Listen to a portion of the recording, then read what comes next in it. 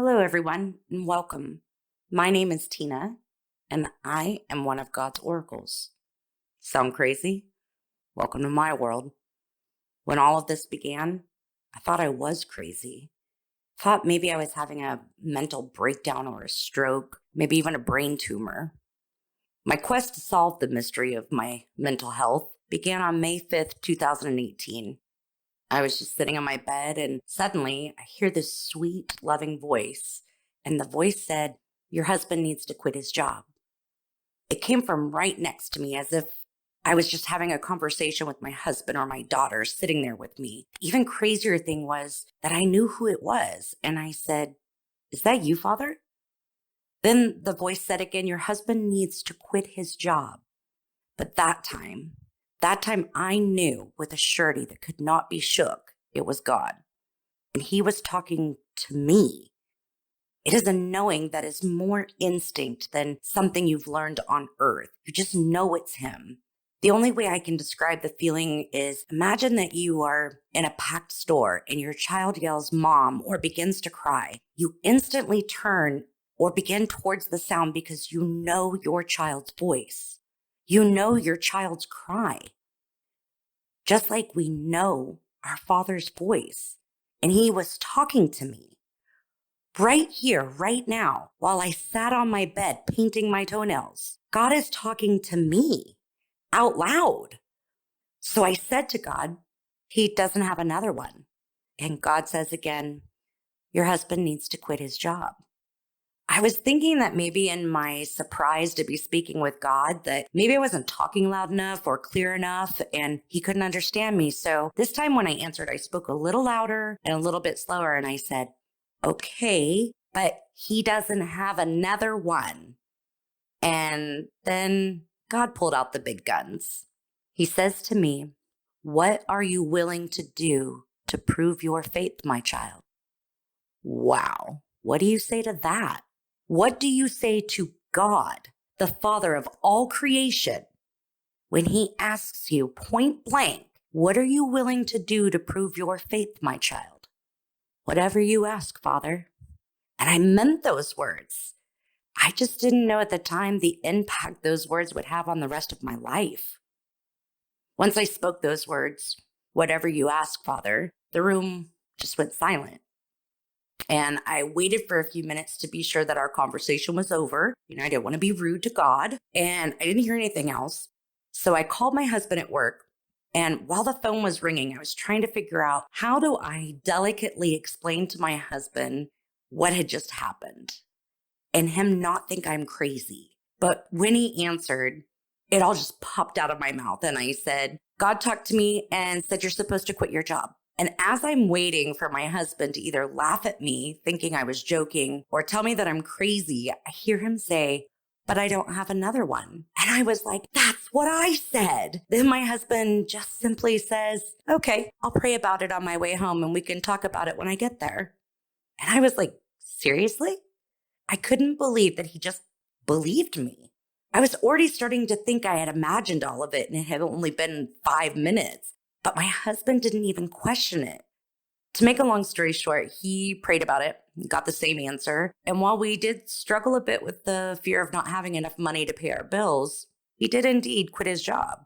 So after he quit his job, I got on my knees and I said, okay, Father, what's next?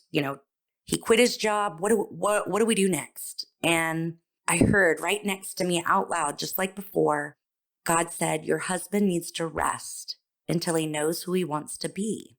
And I said, "Okay, thank you." And when my husband got home from quitting his job, I said, I talked to God again, and he said, "You need to rest until you know who you want to be. So go take a nap. And when you get up, you can tell me who you want to be and I can send out your resume." I'm thinking 30, 45 minutes should be enough, right? And I am embarrassed to say I was serious. I was telling my husband to take a 30-minute nap. And when he wakes up, he needs to know who he wants to be.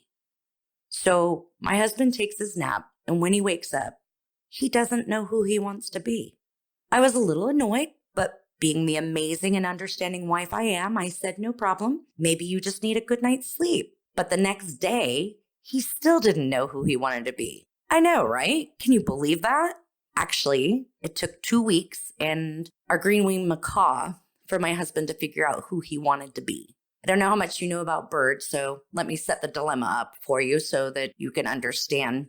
Macaws are very big birds and require a lot of attention and toys to keep them busy. If they get bored, they'll start biting at their feathers and sometimes even pulling them out. So you have to keep lots of toys for them to shred in their cage. But the key word there is shred. Once they shred the toy, you must replace it with a new one. To replace it with a new one, you must have money to buy the toy. To have money to buy the toy, you must have a job. My husband had just quit his job, and we had, I think, $60 left in our bank account. And I was thinking food for my family should be a priority. When I discussed this with my husband, though, he told me, he said, don't worry about it. I have scrap wood out in the garage and I can make toys for Maui. You know, he just needs something to keep him busy with. I can do that. So he did. And he goes in the garage and he makes toys for Maui. Then he made him a Maui stand for our living room. Then he made him a shower stand so I didn't have to get the crap scratched out of me while I'm trying to bathe my bird. And after 3 days, my husband comes to me and he says, I know who I want to be. And I was so relieved. And I started to tear up and I said, oh, thank God. I have your resume all ready to go. Who do you want to be? What 500 Fortune company do you want to be the president of? And I'm going to get your resume in front of the right person. And I am ready to go. And my husband looks at me and looks me right in the eye with those beautiful baby blues. And he says, I want to make things for big birds. And I've always wanted to work for myself. And I just stood there and I'm thinking, are you effing kidding me?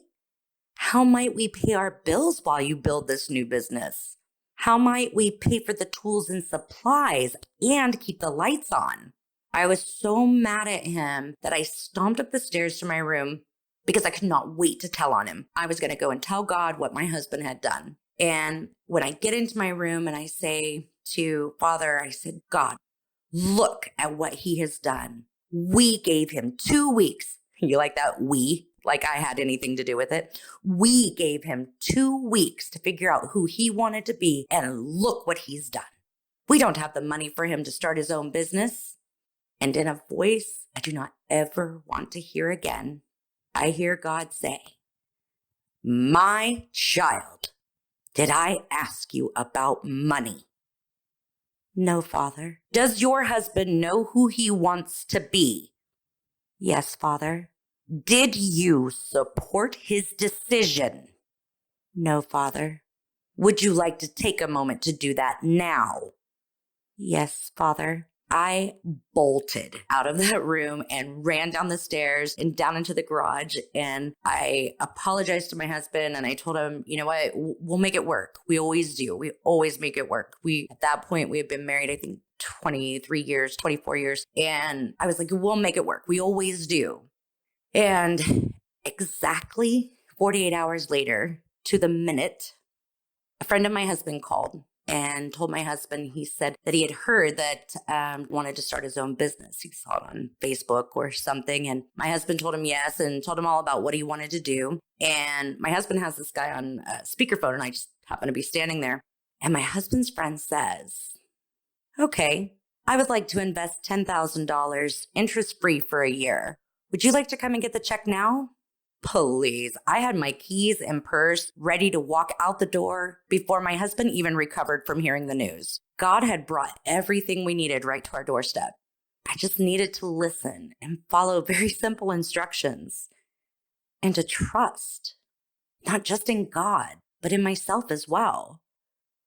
Because what I didn't tell you is that while all of this is going on for that 2 weeks, I kept convincing myself that I was crazy and had convinced my husband to quit his job after hallucinating that God had talked to me.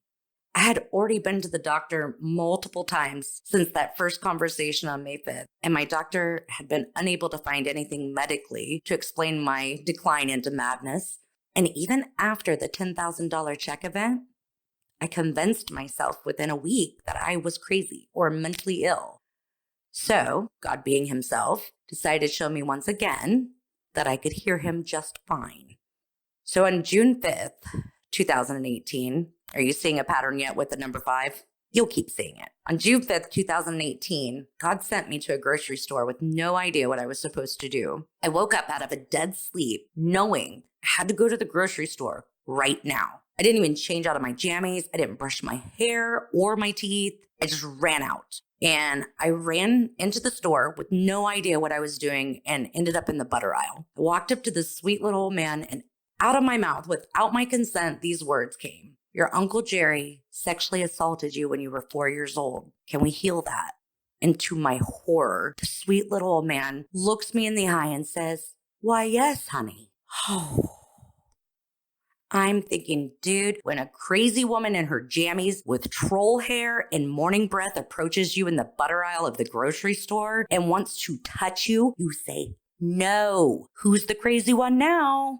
But my body just took over, and I put my thumb between his eyes, and suddenly I hear myself saying in a voice and a speech pattern that is not mine, I hear, I am so sorry for what I did to you. I was so messed up on drugs and booze back then. I have picked up the phone 1,000 times to call you and tell you that I have spent my life trying to save children from the pain I caused you. Can you please forgive me?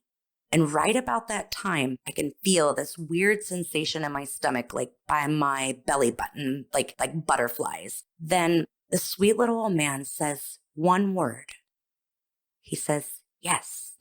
And as soon as he said the word yes, I felt this sensation like someone had installed a zipper in my belly button and just zipped it up to my chest. It wasn't painful, but it shocked the crap out of me. I wasn't quite expecting that. It's that feeling of like that first dip on a roller coaster. And then everything just went back to normal. I was standing in the middle of a grocery store in my pajamas, but that urgent feeling was gone. And I was just standing there in my PJs and troll hair with a crying little old man, and I was crying. And this sweet 64-year-old man is sitting there crying and saying, how did you do that? It doesn't hurt anymore. How did you do that? And I wanted to say, the words started to come out of my mouth. I don't know, but I did know.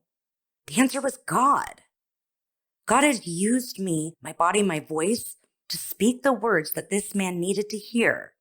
Then God reached into this man's divine spirit and healed the trauma that had plagued him for 60 years. Well, I was completely freaked out at this point, and I ran out of the store sobbing and crying the whole way home because I knew at that point that I was truly insane. And I spent the whole next month going to the doctor literally 3 times a week and begging him to run every test known to man. And when they came back normal, I told him, you got to run them again. I have a brain tumor. You know, I think I'm like that guy in that movie Phenomenon. And I don't know if you've ever seen that movie, but John Travolta plays a guy who is just a real simple guy. And then all of a sudden, he starts knowing things that he didn't know before, and he starts being able to manipulate energy and just new things about each other. It's almost like he turns psychic or something. And in the end of the movie, the doctors find out that he actually had a brain tumor. And the tumor was so big, it was pressing on and stimulating the 90% of our brains that most humans don't know how to access. And finally, after, a month of this, my doctor finally told me, he said, there's nothing wrong with you. Maybe, just maybe, God's talking to you. Maybe he has something to tell you. Maybe you should pay attention. And I thought, yeah, I think you're missing something. I think there's a test we haven't run yet. But in the same time frame, I'm also begging God to give me a sign, because I'm truly thinking that I'm just crazy. And I ask him, give me something to let me know that you're talking to me and I'm not crazy. Because I've been taught from birth that you must be a priest or a prophet or a pastor or very divine to hear God speak to you.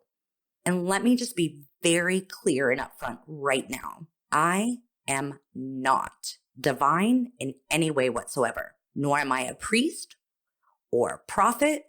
I've never even read the Bible all the way through. I've skimmed it, but I smoke like a chimney. I cuss like a sailor. I'm a good person. I have a kind heart and I'm honest. I've been a good wife for 25 years. My girls say I've been an amazing mom and friend, but I am not divine. not in the way that society explains divinity. I could not see how I was qualified for all of this, so I must be crazy. Then, July 5th, 2018. Yes, another 5. And God must have grown tired of my doubting and second guessing, because on July 5th, 2018, he appeared in my room and sat on my bed with my husband and I for 3 hours. Trust me, because I'm not crazy, I know how crazy that sounds, but it's the truth. I even wrote a book about it, and the book was published September of 2019. It's called Becoming an Oracle, Proof God Has a Sense of Humor. And it talks about all the reasons that I am not divine enough to hear God and how this whole journey started. It has gotten awesome reviews. Reviewers have called it life-changing. They've said, I couldn't put it down. And my personal favorite, this book says what millions of people feel, but are too afraid to say out loud.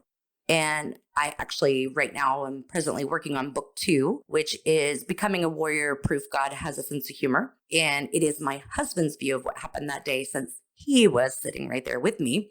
We are shooting to have that one available by February of 2020. So anyways, okay. So now that I have shamelessly plugged the book series, let's continue on with July 5th, the day that God sat on my bed.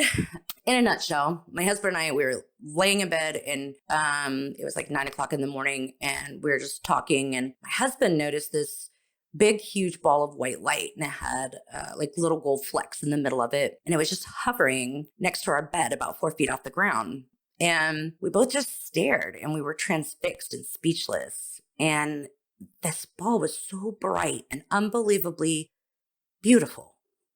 There's no earthly word to describe it other than beautiful, just peace. And neither of us were scared, or neither one of us were even really trying to figure out what it was. It was just awe-inspiring.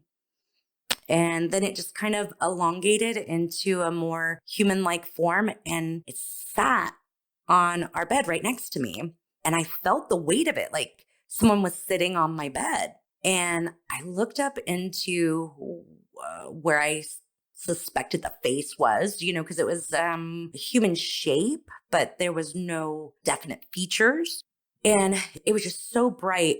But I could see these 2 beautiful blue eyes. And I'm talking heavenly blue. I call it heavenly blue because it's not a blue I've ever seen before, not on earth. And I was so overcome with peace and love and joy that all I could do was cry. And they were tears of joy, because I instantly knew who it was. And I looked into those beautiful blue eyes and I said, "Hello, Father." And God himself said to me, "It's time, my child."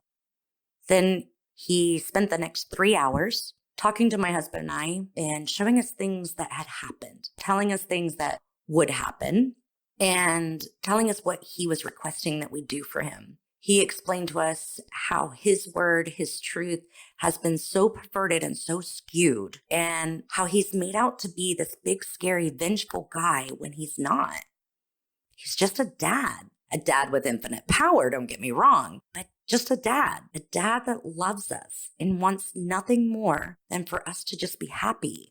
And he explained to us the truth of so many things, and how society has pressured all of us into believing bullshit by making us fear judgment, and fear being ostracized, and fear being different. To be different, to be special, we are taught to fear that. He told us things like the difference between Satan and Lucifer, because I've always been taught that they're interchangeable, but they're not. He explained to us what sins of the flesh means, which, by the way, does not mean premarital sex.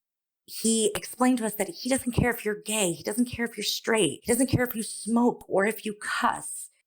He was explaining all of these things to us, and I thought, wow, all of this makes so much more sense than what has been crammed down my throat since birth. He told us that society has been conditioning us from birth, that we are not rich enough, attractive enough, smart enough, funny enough. We are just not enough.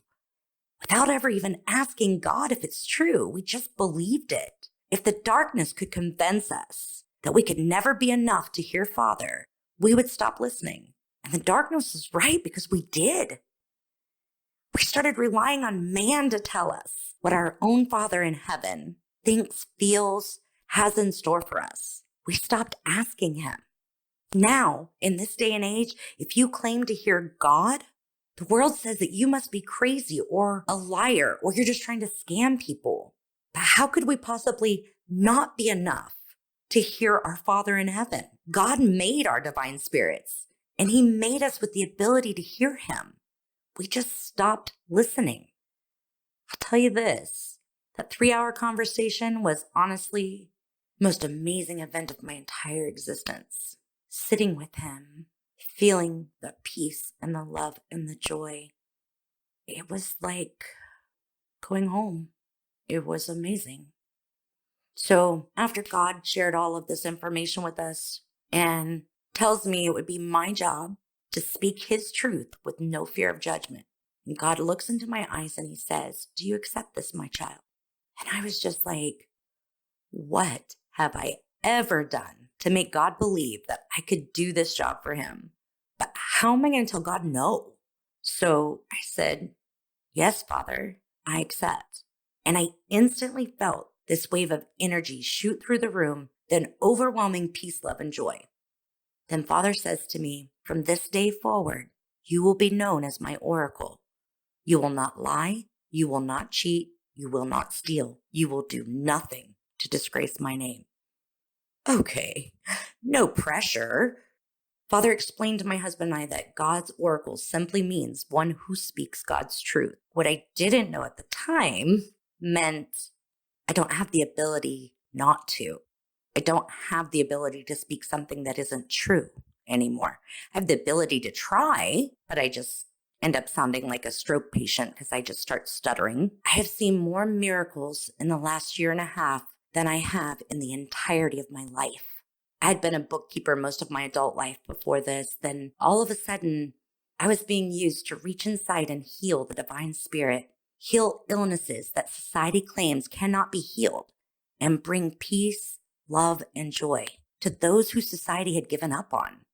Of course, when I say that I heal them, I don't mean me personally. I'm just a pretty face and a voice. God does all the heavy lifting. I just speak Father's truth with no fear of judgment and allow each individual divine spirit to accept it or not, with no judgment. Because Father gave us one absolute promise. He promised to never take our free will to choose our path on this earth. So if Father will not take free will, if God himself will not take our free will, what right do any of us have to take someone's free will? And wouldn't me trying to convince or force another person to believe what I believe be doing just that? Trying to take their free will to believe as they choose with no judgment? It is my job to speak truth with no fear of judgment and to allow others to believe it or not. It's just my job to speak it, not to convince anyone. It is my job to teach people that every single human being has the ability to hear God just like I do. And it is my job to teach people how to listen so they can hear him again, to remove fear and live a life of peace, love, and joy. It does say in the Bible 365 times, "Do not fear." That is because fear is the opposite of peace, love, and joy. And peace, love, and joy is what our Father in heaven wants for all of us. The things that I will tell you during my podcast may be shocking to you. They will most likely be very different than what you've been told your whole life, but it will all be filled with love and light, and most importantly, with truth. And I suspect the truth I recount for you will make more sense to you than what society tries to make us believe. I also suspect the words will bring you a sense of peace, love, and joy that maybe has eluded you up to now. I know that is what has happened for me, for my family, and my friends, and surprisingly enough, for thousands of complete strangers. It is the most crazy thing. They just keep finding me. Complete strangers. Some of them have mutual friends with me and have been told about me. Some of them have read my book and just took a chance. Some of them ask God for help and find me after 100 random coincidences, and I help them. God removes the fear and the self-loathing and I relay whatever message God wants me to give to them, to shed light on the lies that society has told them, to keep them deaf and in fear. And they go forward and they heal and hopefully continue to hear God perfectly. I am no more divine than anyone else. No human is more vital than another. I'm just different. What is divine about me? Nothing. And everything, just like you. A neighbor said to me recently, he said, you can sum up the entire Bible in 4 words. Don't be an asshole. And I laughed and I thought, that is, in a nutshell, pretty much what God is saying. Don't be an asshole. Be kind, be loving, be honest, help each other. Don't be cruel. Allow everyone to have their own truth with no judgment. And don't be an asshole. We do not have to earn God's love. We do not have to earn his grace or his mercy. We're born with it. We are born more than enough to be exactly who we want to be. God loves you exactly as you are, right here, right now, today. Even if you don't believe in him, he still loves you the same as he loves me. If we want to be more than we already are, he wants to do everything he can to help us be better. If we want to be exactly who we are right here, right now, he still loves us and allows us that. God does not dispense punishment on the earth. If you stub your toe right after you yell at someone or told a lie, it's because you're clumsy and distracted, not God punishing you. God gave us one absolute promise. He promised he would never take our free will. So then why would he turn around and punish us for using that free will? As a parent, would you give your child a balloon and then punish them if they popped it? You may warn them to be careful because if you put too much air in it, it could pop and cause pain. But if it pops, as a parent, would you not just hope that they had learned a valuable lesson and not feel the need to punish them? Is God a lesser parent than you would be? He would not give us a gift and then punish us for using it. I had a woman ask me recently, why does God let bad things happen? And I told her it's not a matter of God letting bad things happen. It's the fact that he made a promise to not take our free will. He didn't say, I promise I won't take free will as long as you're doing what I think you should do, as long as you're being kind. He said, I will not take free will ever. But he does find loopholes. Several years ago, I was mugged at gunpoint, and apparently I was not handing my purse over fast enough. So the kid pulled the trigger at point blank range in my stomach. And I just stood there, my hands up, and I thought to myself, I was expecting that to hurt more. And I'm sure this kid was thinking, why is she still standing? So he punches me in the face and broke my eye socket and ran off. And when I looked down, I had a hole in my shirt and gunpowder around the hole, but the bullet never went through my pants. And they were not Kevlar pants, just regular old jean shorts. You see, God would not take that young man's free will to pull the trigger, but he also would not allow that bullet to penetrate my pants. It left a nasty bruise on my stomach from the impact, but the bullet never went through my pants. Although the kid had free will to shoot me, no one has the free will to take a life. God doesn't have to honor that. As humans, we are so afraid of not following what society tells us we're supposed to be because we live in constant fear of judgment and ridicule. What kind of world would this be if we decided to become who we would respect instead of becoming who we are told we should respect? I personally do not find somebody to be worthy of my respect just because they have a lot of money or what society calls power. Yet society reveres the wealthy and powerful. They even have separate rules for the elite sometimes. I respect those who are kind. I respect those who love their family and take care of their children and are kind to their neighbors. My daughter just started college after a 6-month break. And when she got home on her first day, I asked her, I said, how'd it go? How was your first day? And I was in complete shock at her response. My sweet, intelligent, and articulate child said to me, Mom, I forgot how to human. And I was like, what? What do you mean you forgot how to human? And my daughter said, as I went throughout my day at school, Mom, I saw so many sad and angry people. They were in so much obvious emotional pain and so much fear. They were so angry and so scared. So many of them were obviously trying to be what they thought other people would be more accepting of, instead of just believing in their own worth. I had forgotten that that is how most people live their lives, Mom. I had forgotten that it is not common knowledge that they don't have to. They don't have to live that way. They don't know how to let go of the trauma or how to not fear judgment of others. I've gotten so used to living with and being around people filled with peace, love, and joy and with no fear. I forgot what it was like to human. And I'm okay with that, Mom. And I knew right then and there that I had to start recording this podcast.